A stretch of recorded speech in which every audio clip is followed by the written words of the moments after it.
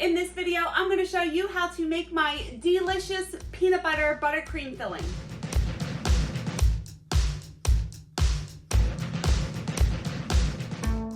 Hi, it's Karolyn. Welcome back to my channel. I'm a professional cake decorator, and on this channel I share my tips and tricks and ways that I bake and decorate cakes to help you along your journey. So if you'd like to join me, hit the subscribe button and the bell so you can get notified whenever I release a new video. So this week I am making a cake with peanut butter filling, and it is so delicious, and I want to show you my recipe. So you are going to need some peanut butter, and I am a Jif girl. Peter Pan, Skippy, no, that ain't my jam. Jif is my jam. And creamy. Like, who eats crunchy peanut butter? I mean, come on. I mean, I guess you could put it in this recipe if you want to, if you're a crunchy person, but I'm a creamy person.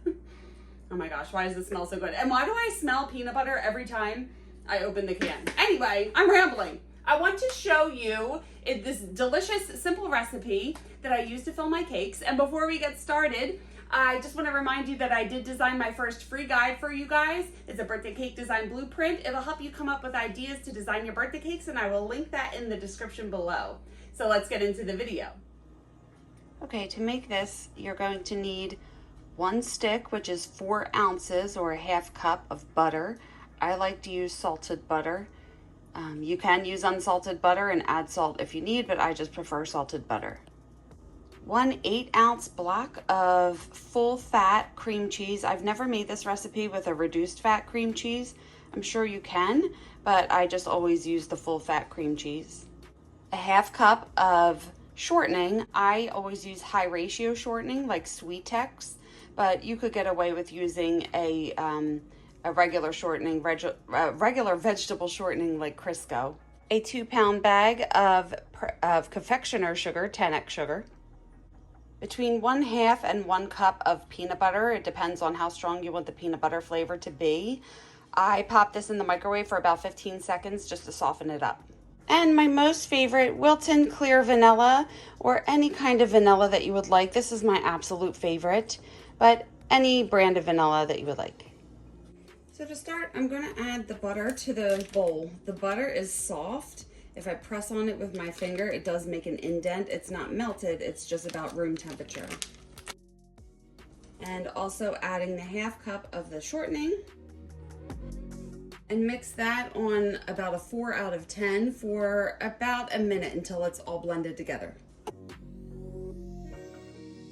And then I am going to add the entire 8-ounce block of full fat cream cheese. This is also soft to the touch. It's about room temperature. And mix that on like a 4 out of 10 again for about 30 seconds. And now that that is mixed together, I'm going to add the peanut butter. And again, mix that on 4 for about 15 to 20 seconds. From here I'm gonna add, you can add between 1 and 3 teaspoons of vanilla. I always eyeball it, so I'll just pour a little bit in. And I also forgot to mention, you're gonna need a couple tablespoons of liquid. I just use water. You can use milk, full fat, 2%, you know, heavy cream, whatever you would want to use, but I like using water. I still get a good result using water. This is a coffee scoop. It's about 1 tablespoon. So before I add the sugar, I like to add 2 tablespoons of water to the bottom of the bowl. That way the sugar isn't going to stick when I add it. And I'm going to add the sugar to the bowl. I have a towel here. I'm going to cover the bowl with it because I don't want sugar to get all over my kitchen. So what I'm going to do, just take the bag. I'm adding the entire bag to the bowl. It sticks here, so I'm just going to turn it on low a couple times just so I can remove the bag. And then I'm going to cover the bowl so you're not going to be able to see it mix. I'm going to lock it, put it on low speed, and then I'll check to make sure it's all incorporated, and then I will add more liquid if needed. You can hear the beater starting to slow down as it's coming together.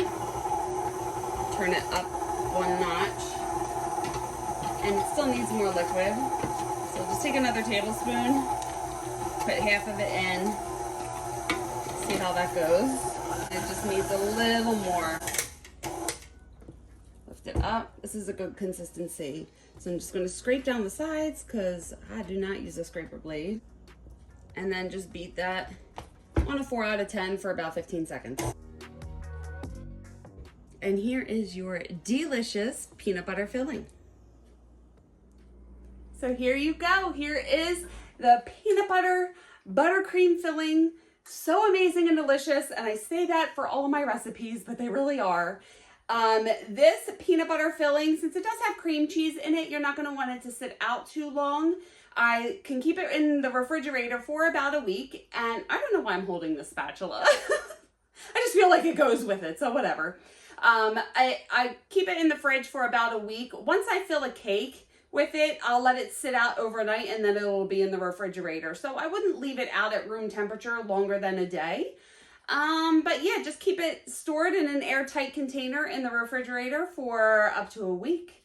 And it's not going to last that long because it's so delicious. And I would just eat it right now, but I'm about to go get some sushi and I don't want to spoil my lunch. And most of the time I pair this peanut butter cake filling with, I do chocolate cake or vanilla cake, and I add peanut butter chips in there, the Reese's peanut butter chips. It is so good. If you are a peanut butter freak like me, raise your hand, put it in the comments, give me a like, because I just love peanut butter so much. However, peanuts, not that big of a fan. I don't love Snickers.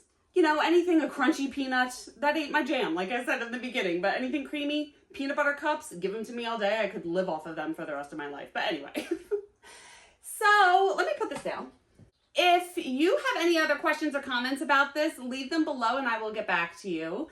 And you can follow me on social media. I am on Instagram and Facebook, and I have my website. I am on TikTok and Twitter, but I'm really not, but sometimes I am, but sometimes I'm not. But anyway, you can follow me there if you want to as well. And I will link all of that below as well. And if you want to stick around, you can watch these videos next and hit the subscribe button and the bell if you haven't already. Please like this video if you liked it and got something out of it. It really helps me out. Thank you so much for watching. I appreciate you guys so much. And I will see you on the next one. Bye.